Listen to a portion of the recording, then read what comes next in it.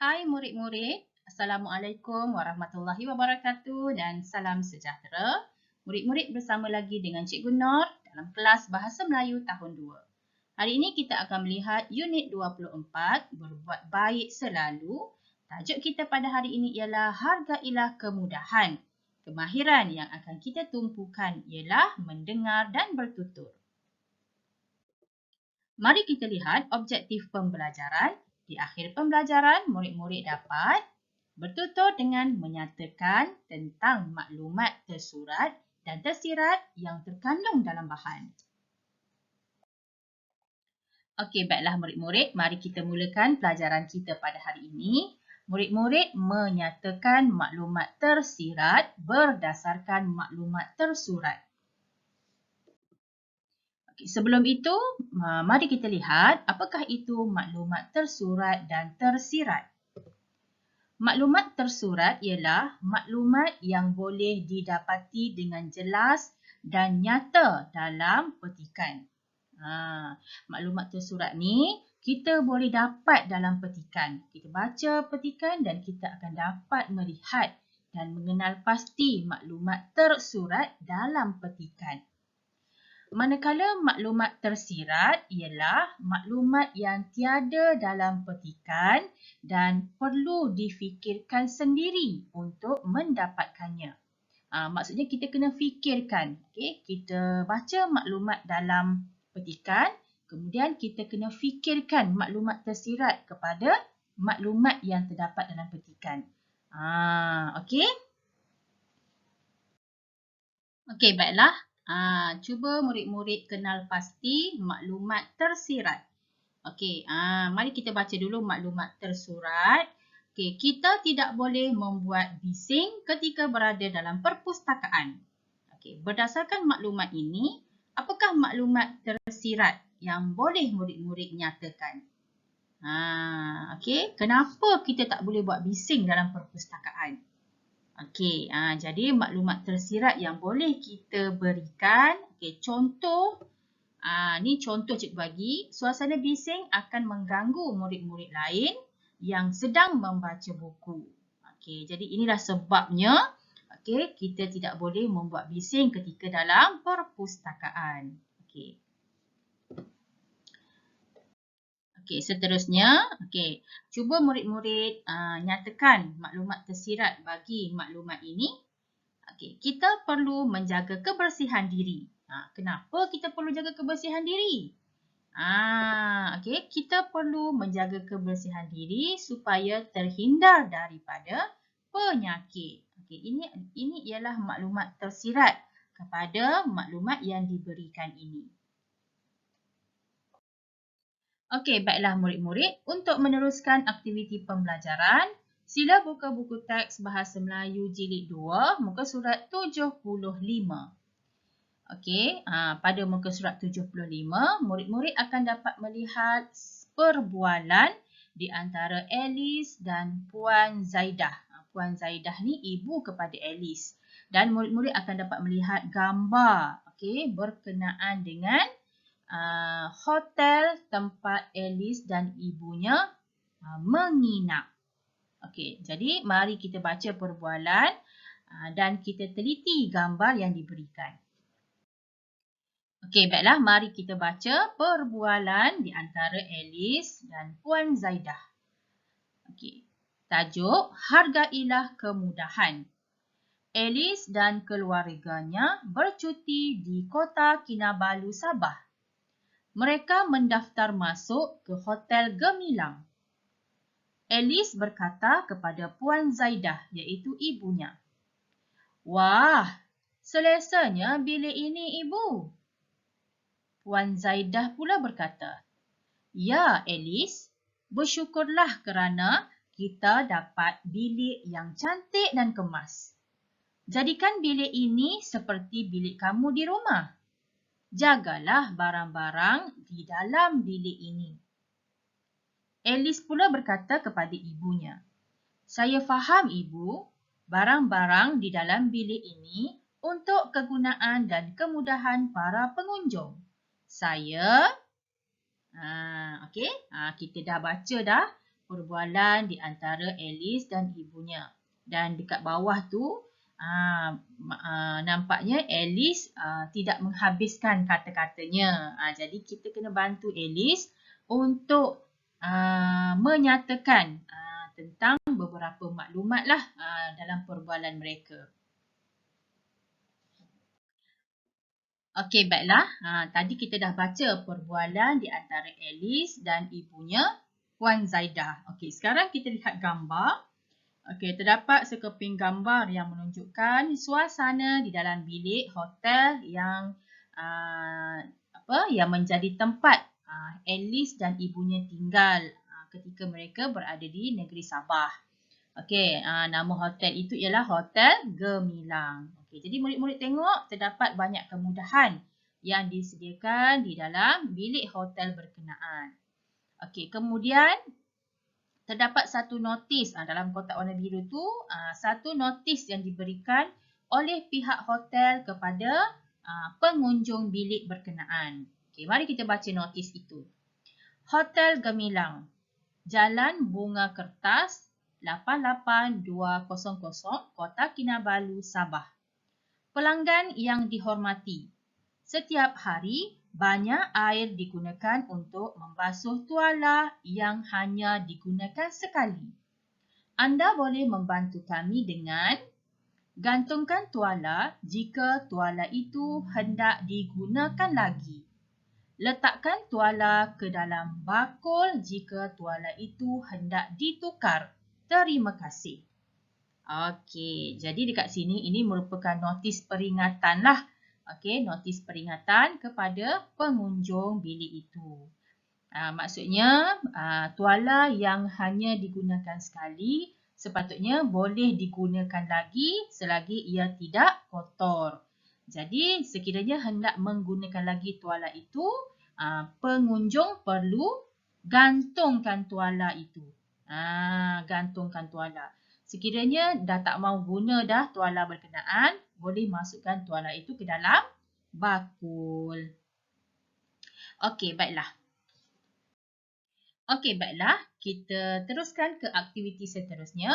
Murid bertutur dan menjelaskan maklumat tersurat dan tersirat berdasarkan bahan yang telah kita baca dan gambar yang telah kita lihat sebentar tadi. Okey, baiklah. Kita akan mengenal pasti maklumat tersurat dan tersirat. Okey, ini merupakan perbualan, perbualan antara Alice dan ibunya sebentar tadi yang kita dah baca. Okey, jadi dekat sini sebenarnya ada satu maklumat tersurat, iaitu, wah, selesanya bilik ini ibu. Nampak tak dekat sini? Ini sebagai contoh yang diberikan dalam buku teks kamu. Okey, maklumat tersurat yang dinyatakan ialah, wah, selesanya bilik ini ibu. Jadi apakah maklumat tersirat daripada maklumat ini? Sebenarnya apa yang Alice rasa? Apa yang Alice rasa? Okey, sebenarnya Alice berasa seronok kerana dapat menginap di bilik yang cantik dan kemas. Sebenarnya dia berasa seronok. Jadi ini merupakan maklumat tersirat kepada apa yang Alice cakap ini. Okey, seterusnya kita hendak mengenal pasti maklumat tersurat dan tersirat pada perbualan ini pula. Okey, jadi kamu rasa apakah maklumat tersurat yang terdapat pada perbualan ini antara Ibu Alice dengan Alice, antara Puan Zaidah dengan Alice? Okey, dekat sini. Ini merupakan maklumat tersurat. Jadi kita boleh catatkan dalam bahagian maklumat tersurat lah. Jadikan bilik ini seperti bilik kamu di rumah. Jagalah barang-barang di bilik ini. Itu kata ibu kepada Alice. Kata Puan Zaidah kepada Alice. Jadi kamu rasa apa maklumat tersirat berdasarkan apa yang Ibu Alice cakap ni? Okey, sebenarnya kamu boleh jawab Alice perlu apa? Alice perlu menjaga barang-barang di bilik hotel itu seperti barang-barangnya sendiri. Sebenarnya Sebenarnya maklumat tersurat ini merupakan nasihat ibu kepada Alice. Jadi nasihat ibu yang sebenarnya yang merupakan maklumat tersirat ialah ibu nak bagi tahu Alice supaya Alice menjaga barang-barang di bilik hotel itu seperti barangnya sendiri. Okey, seterusnya apa lagi maklumat tersurat yang murid-murid nampak dalam perbualan ini? Okey, berada di sini. Saya faham ibu, barang-barang di dalam bilik ini untuk kegunaan dan kemudahan para pengunjung. Okay, jadi kita tulislah dekat bahagian maklumat tersurat ni. Okey, barang-barang di dalam bilik ini untuk kegunaan dan kemudahan para pengunjung. Okey, jadi apa maklumat tersirat di sebalik maklumat ini? Sebenarnya maklumat ini nak menyampaikan tentang apa? Okey. Alice perlu apa? Alice perlu bertanggungjawab untuk sama-sama menjaga barang-barang di dalam bilik ini. Maksudnya Alice perlulah, okey, perlu sama-sama menjaga barang-barang di dalam bilik ini supaya tidak rosak. Okey, supaya pengunjung lain juga dapat menggunakan barang-barang yang terdapat di dalam bilik itu. Okey, seterusnya. Maklumat tersurat yang terdapat pada notis ini. Apakah maklumat tersurat yang terdapat pada notis ini? Okey. Di sini. Okey, setiap hari banyak air digunakan untuk membasuh tuala yang hanya digunakan sekali. Kita boleh nampak maklumat tersurat pada notis ini. Okey, jadi kita boleh tulislah dekat sini. Okey, jadi apakah maklumat tersirat yang ada, yang boleh kita fikirkan, yang boleh kita nyatakan berdasarkan maklumat ini? Apa murid-murid rasa maklumat tersirat? Maklumat tersirat berdasarkan maklumat tersurat ini. Okey, jadi kita boleh bagi tahu apa? Tuala boleh. Tuala boleh apa? Kalau tak kotor lagi, takkan kita nak basuh kan? Kalau kita basuh juga maksudnya banyaklah air yang akan digunakan. Berlakulah pembaziran kan? Jadi apa maklumat tersurat? Tuala boleh digunakan banyak kali untuk menjimatkan air. Okey, baiklah, seterusnya murid-murid buka buku aktiviti Bahasa Melayu Jilid 2 muka surat 85.